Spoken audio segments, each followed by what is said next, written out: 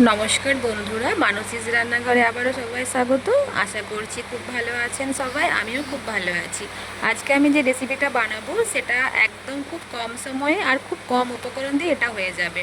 আজকে আমি বানাবো ছোট মাছের টক। খুব কম সময়ে এটা হয়ে যাবে, তাই ভাবলাম যে আপনাদেরকেও একবার শেয়ার করে দিই রেসিপিটা। আমি এখানে নিয়েছি ছোটো মাছ, খুব ভালো করে ধুয়ে নিয়েছি, হলুদ নুন মাখিয়ে নিয়েছি। এর জন্য লাগবে সর্ষে বাটা, যেটা আমি কাঁচা লঙ্কা দিয়ে আগের থেকে বেটে রেখে দিয়েছি, এবং এটার সঙ্গে নিয়েছি আমি তেঁতুল। আগে রাত্রেবেলা এটাকে ভিজিয়ে রেখেছিলাম, খুব সফট হয়ে গেছে, এবং এটার কাঠটাকে বের করে নিয়েছি। এর সাথে আমি জল নিয়েছি, এবং এরপর আমি এটাকে ভাজবো। মাছটাকে তো প্রথমে কড়াই চাপিয়ে নিলাম, আর তেল দিয়েছি, সাদা তেল দিয়েছি। আপনারা চাইলে সরষের তেলও করতে পারবেন, কিন্তু আমি যখন টক বানাই তখন সাদা তেল দিয়ে করি, আমার এটা ভালো লাগে। আপনারা এরকম সরষের তেল দিয়েও করতে পারেন। এখানে আমি মাছগুলো তেলটা খুব গরম করে নিয়েছি, এখানে তেলটা খুব গরম করে নেবেন, তাহলে মাছগুলো লাগবে না। তো তারপর আমি এখানে নিয়ে নিয়েছি, মাছগুলো দিয়ে দিলাম। 5 মিনিটের মতন খুব মিডিয়াম আছে, এগুলোকে খড়া খড়া করে ভেজে নেব। যত খড়া করে ভাজা হবে খেতে তত ভালো লাগবে।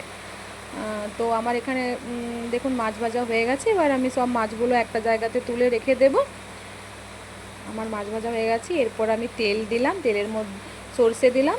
সর্ষে বাটা দেওয়ার পর এর সঙ্গে আমি ঘরোয়া মশলাগুলো সব দেবো, যেমন 1 চামচ নুন, 1 চামচ হলুদ, 1 চামচ লঙ্কা গুঁড়ো। এখানে কিন্তু কোনো জিরে গুঁড়ো অ্যাড করবো না, যেহেতু এটা সর্ষে দিয়ে হবে, তো তার জন্য। তো এখানে সব দেওয়ার পর আমি মিনিট 5 এটাকে ভালো করে ভেজে নেব। দেখবো তেল তেল বেরোচ্ছে, তখন আমি এটার মধ্যে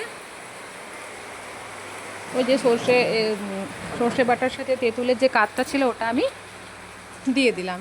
ওটা দেওয়ার পর আমি ওখানে 1 চামচের মতন চিনি দিলাম, যেহেতু টক, তো টকটাকে একটু ব্যালেন্স করতে হবে, তার জন্য মিষ্টি দিয়েছি, তাহলে টক মিষ্টি ফ্লেভারটা খুব ভালো লাগবে। আর ব্যাস, এখানে ভাজা মাছগুলো আমার আছে, এগুলো সব আমি এর মধ্যে অ্যাড করে দিলাম, এবং জল দিয়ে নিলাম। এখানে বেশি জল দেওয়ার দরকার নেই, এটা টক তো একটু লাগা লাগা হলে বেশি ভালো লাগবে খেতে। তো আমার এখানে রেডি হয়ে গেছে ছোটো মাছের টক। এই দেখুন, আপনারা কমেন্ট বক্সে জানাতে অবশ্যই ভুলবেন না কেমন হয়েছে। আর আমার চ্যানেলের রেসিপিগুলো ভালো লাগলে অবশ্যই লাইক, কমেন্ট, শেয়ার করবেন, এবং সাবস্ক্রাইব করে পাশে থাকবেন। আমার ভিডিওটি সম্পূর্ণ দেখার জন্য অসংখ্য অসংখ্য ধন্যবাদ। ভালো থাকবেন সবাই।